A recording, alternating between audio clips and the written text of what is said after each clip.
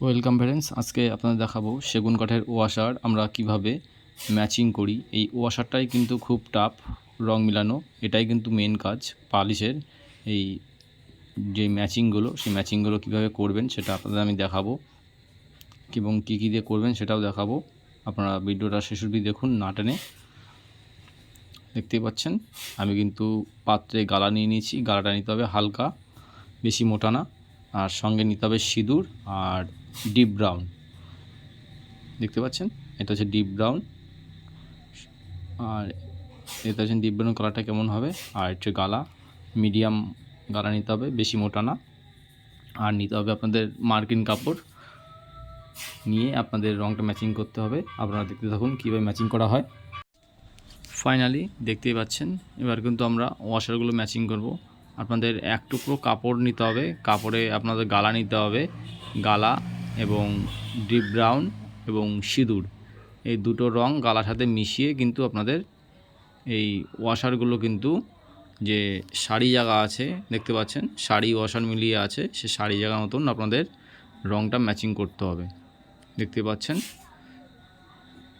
এক কোট কিন্তু মারছি, এক কোটে কিন্তু কালারটা আসছে না। টোটাল আমাদের 2 কোট মারতে হবে।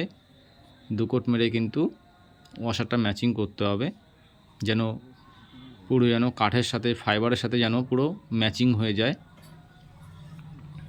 দেখতেই পাচ্ছেন কাঠের মধ্যে কিন্তু সার ওয়াশার থাকে, এই ওয়াশারগুলোই কিন্তু আপনাদের পালিশের গালা খাওয়ানোর পর ম্যাচিং করতে হয়। এবং কিভাবে করতে হয় সেটা আপনারা শিখে নিন। দেখতেই পাচ্ছেন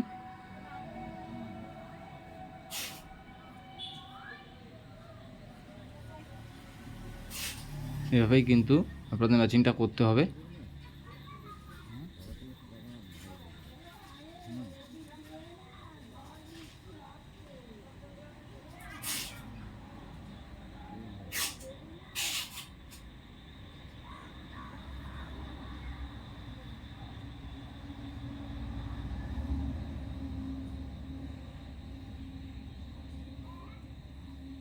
দেখতে পাচ্ছেন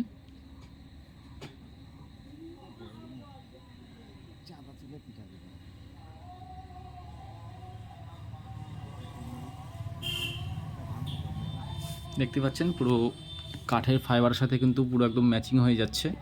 এইভাবেই কিন্তু আপনাদের রঙটা ম্যাচিং করতে হবে। আর রঙটা ম্যাচিং করে যখন 2-4 কোট গালা খাওয়াবেন পুরো কাঠের সাথে মিশিয়ে যাবে, একদম বোঝা যাবে না। দেখতেই পাচ্ছেন ফাইনালি দেখতেই পাচ্ছেন আমাদের কিন্তু ওয়াশারগুলো কিন্তু দেখতে পাচ্ছেন পুরো কাঠের সাথে পুরো ম্যাচিং হয়ে গেছে। আপনাদের যদি ভিডিওটা ভালো লেগে থাকে তাহলে অবশ্যই একটা লাইক করবেন এবং নতুন হয়ে তাহলে চ্যানেলটা সাবস্ক্রাইব